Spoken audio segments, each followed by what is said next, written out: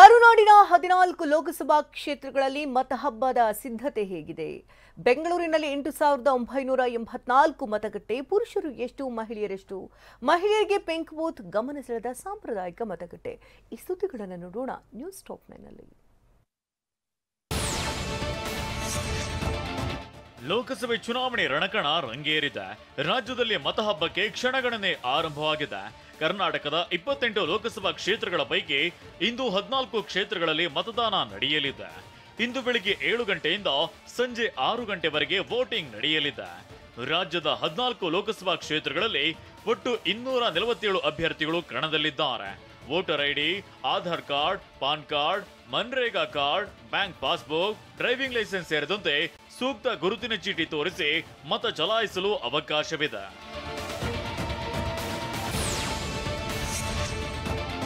ಬೆಂಗಳೂರಿನಲ್ಲಿ ಇಂದು ಮತದಾರರು ಅಭ್ಯರ್ಥಿಗಳ ಭವಿಷ್ಯವನ್ನ ನಿರ್ಧರಿಸಲಿದ್ದಾರೆ.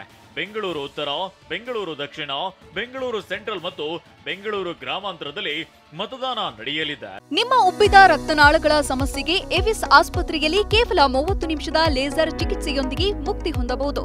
ಹೆಚ್ಚಿನ ವಿವರಗಳಿಗಾಗಿ ಸಂಪರ್ಕಿಸಿ 8088837300. ಎಲ್ಲ ಕ್ಷೇತ್ರದಲ್ಲೂ ಭರದ ಸಿದ್ಧತೆ ಮಾಡಿಕೊಳ್ಳಲಾಗಿದೆ. ಪ್ರತಿ ಮತಗಟ್ಟೆಗೆ 4 ಸಿಬ್ಬಂದಿ, ಓರ್ವ ಪೊಲೀಸ್ ನಿಯೋಜಿಸಲಾಗಿದೆ.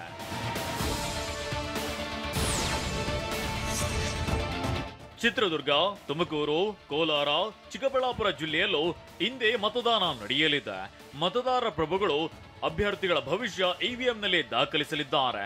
ಚಾಮರಾಜನಗರ, ಮೈಸೂರು, ಮಂಡ್ಯ, ಹಾಸನ, ದಕ್ಷಿಣ ಕನ್ನಡ, ಉಡುಪಿ, ಚಿಕ್ಕಮಗಳೂರು ಲೋಕಸಭಾ ಕ್ಷೇತ್ರದಲ್ಲಿ ವೋಟಿಂಗ್ ಪ್ರಕ್ರಿಯೆ ಆರಂಭವಾಗಲಿದೆ. ಬೆಳಿಗ್ಗೆ 7 ಗಂಟೆಯಿಂದ ಸಂಜೆ 6 ಗಂಟೆವರೆಗೆ ಮತ ಚಲಾಯಿಸಲು ಅವಕಾಶವಿದೆ.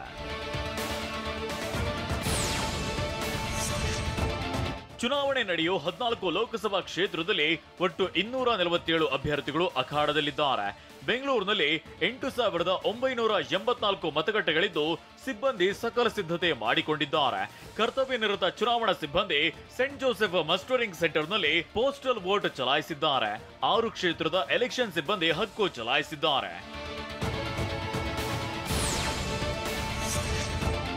ಲೋಕಸಭೆ ಕದನ ಕಣದಲ್ಲಿ 226 ಪುರುಷ ಅಭ್ಯರ್ಥಿಗಳು ಸ್ಪರ್ಧಿಸಿದ್ರೆ 21 ಮಹಿಳೆಯರು ಕಣದಲ್ಲಿದ್ದಾರೆ.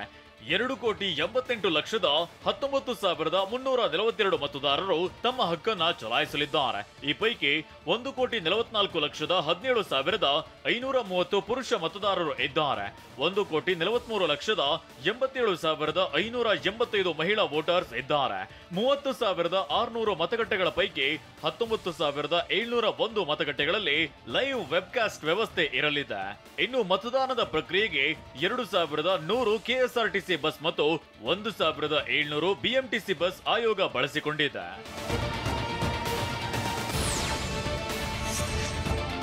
ಬೆಂಗಳೂರಿನಲ್ಲಿ 2,003 ಸೂಕ್ಷ್ಮ ಮತಗಟ್ಟೆಗಳನ್ನು ಗುರುತಿಸಲಾಗಿದೆ. ಪೊಲೀಸರು ಇಲ್ಲಿ ಹೆಚ್ಚಿನ ನಿಗಾ ಇಟ್ಟಿದ್ದಾರೆ. ವೆಬ್ಕಾಸ್ಟ್ ಜೊತೆಗೆ ಮೈಕ್ರೋ ಅಬ್ಸರ್ವರ್ ಇರಲಿದ್ದಾರೆ.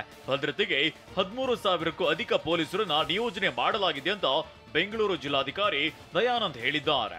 ಒಂದು ಏರಿಯಾ ಇರುತ್ತೆ, ಒಂದೇ ಕಮ್ಯುನಿಟಿ ಬ್ಯಾಕ್ವರ್ಡ್ ಅಥವಾ ಡೌನ್ ಟ್ರಾಡನ್ ಕಮ್ಯುನಿಟಿ ಇರುತ್ತೆ, ಯಾರು ಅವನಿಗೆ ತೊಂದರೆ ಕೊಡ್ತಾರೆ, ವೋಟ್ ಹಾಕಬೇಡಿ ಅದು ಇದು ಅಂತದನ್ನ ಗುರುತಿಸಿದಾಗ ಅದನ್ನ ವಲ್ಲರೇಬಲ್ ಅಂತ ನಾವು ಕರೀತೇವೆ. ಈ ಕ್ರಿಟಿಕಲ್ ವಲ್ಲರೇಬಲ್ ಪಾಕೆಟ್ಸ್ಗೆಲ್ಲ ಮೈಕ್ರೋ ಅಬ್ಸರ್ವರ್ನು ಹಾಕ್ತೀವಿ.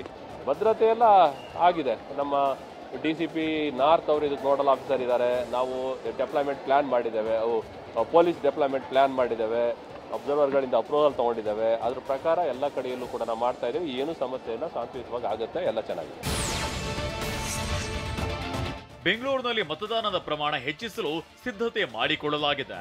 ಮಹಿಳೆಯರಿಗಾಗಿ ಪ್ರತಿ ಕ್ಷೇತ್ರದಲ್ಲಿ 5 ಸಖಿ ಪಿಂಕ್ ಬೂತ್ಗಳನ್ನು ನಿರ್ಮಿಸಲಾಗಿದೆ.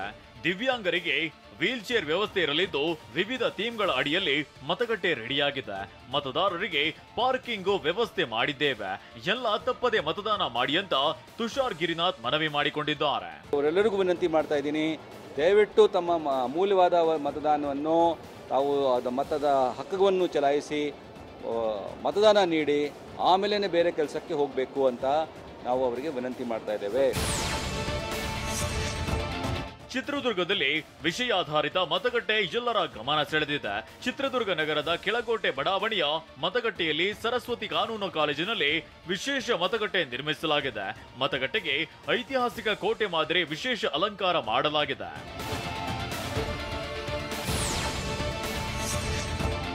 ಚಾಮರಾಜನಗರದಲ್ಲಿ ಸಾಂಪ್ರದಾಯಿಕ ಮತಗಟ್ಟೆ ಎಲ್ಲರ ಗಮನ ಸೆಳೆಯುತ್ತಿದೆ. ಸಂಸ್ಕೃತಿ ಹಾಗೂ ಜಾನಪದ ಕಲೆಗಳ ಮಹತ್ವ ಸಾರುವ ಮತಗಟ್ಟೆಗಳನ್ನು ರಾಮಸಮುದ್ರದ ಬಾಲರ ಪಟ್ಟಣ ಶಾಲೆಯಲ್ಲಿ ನಿರ್ಮಿಸಲಾಗಿದೆ. ಇನ್ನು ತಂಬೂರಿ, ಡಮರುಗ, ತಬಲ ಮೊದಲಾದ ಸಂಗೀತ ಉಪಕರಣಗಳ ಪ್ರದರ್ಶನ ಮಾಡಲಾಗಿದೆ. ಮತದಾನ ಪ್ರಮಾಣ ಹೆಚ್ಚಿಸಲು ಜಿಲ್ಲಾಡಳಿತ ಹೊಸ ಪ್ಲಾನ್ ಮಾಡಿದೆ.